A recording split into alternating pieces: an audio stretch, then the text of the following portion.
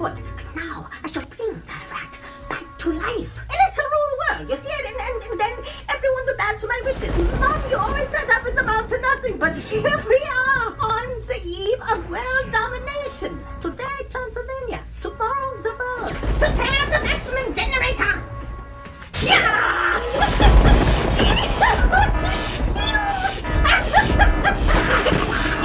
It's alive! Uh-oh, we seem to have a power out. What was that? Iggy, was that you? Iggy! It's the rat! He's come back! Iggy! He's in my pants! No! Get him! You must! Quickly!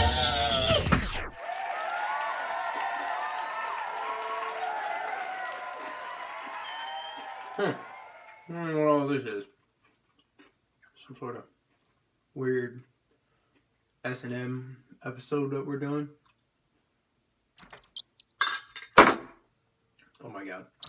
Oh my god. I think there's a rat in my ass. Oh my god, there's a rat in my ass! There's a rat in my ass! Get it out, get it out, get it out, get it out! Oh god, it kind of feels good! Where do we go from here?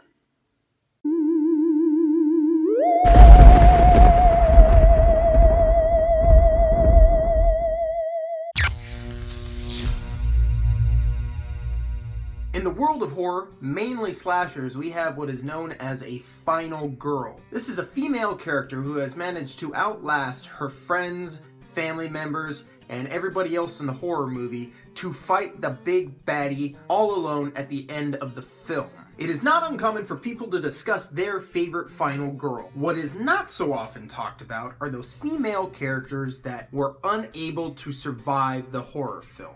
Whether it was they were distracted by boys or they just weren't strong enough, they don't make it to the end of the movie. These girls could be anyone. They could be the slut that's too busy having sex. They could be the nerd. 9 times out of 10, they are the best friend of the final girl. Or in very rare cases, they are used as a bait and switch. That way when the character is killed on film, it creates a shock for the audience. Number 5, Kirby from Scream 4, played by Hayden Panettiere. She's cute, she's smart, she's funny, she's sarcastic, she's sexy, she loves horror movies. Holy shit! She has to name off a certain remake of a horror film, and she manages to list every single fucking remake of every horror film in like 15 seconds flat. It's incredible. Charlie stabs her. Kirby was by far one of the coolest additions to Scream 4. It was really sad to see her go. Number 4, Tina Gray from A Nightmare on Elm Street. We are introduced to her character before we're introduced to Nancy, and we are already starting to get attached to Tina. So when that bait and switch comes and she's killed, it's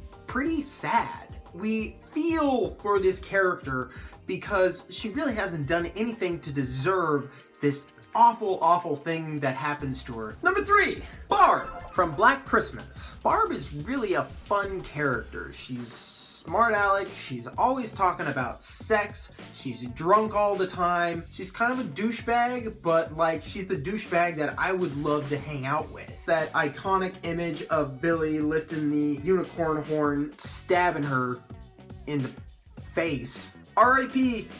Barb. Number 2, Annie Brackett in Rob Zombie's remake of Halloween 2. In the first film, she's a little bit more of a firecracker. She gets attacked by Michael, her boyfriend gets killed, she gets stabbed, but she survives. In the sequel, she's hurting just as much as Laurie's hurting, but she's handling it much, much better. When she dies, it is probably one of the saddest things that I've ever seen on film, especially when her dad shows up and he's holding his dead, naked daughter in his arms. Anytime I see Daniel Harris die, a little part of me dies inside. So before I unveil my number 1 pick, I got a few honorable mentions.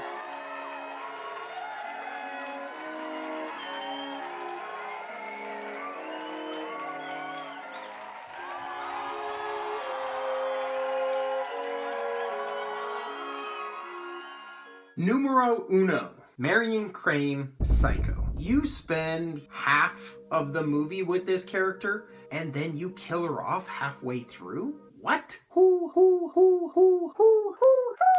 will prove this? Marion Crane is the best not-so-final girl because she is the one that's supposed to live. Just as she decides to start making the right choices, that's when she gets fucking killed. The number one not-so-final girl.